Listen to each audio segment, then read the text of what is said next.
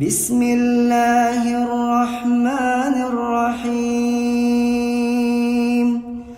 ألهاكم التكاثر حتى زرتم المقابر كلا سوف تعلمون ثم كلا سوف تعلمون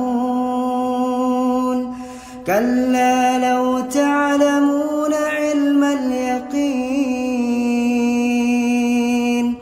لترون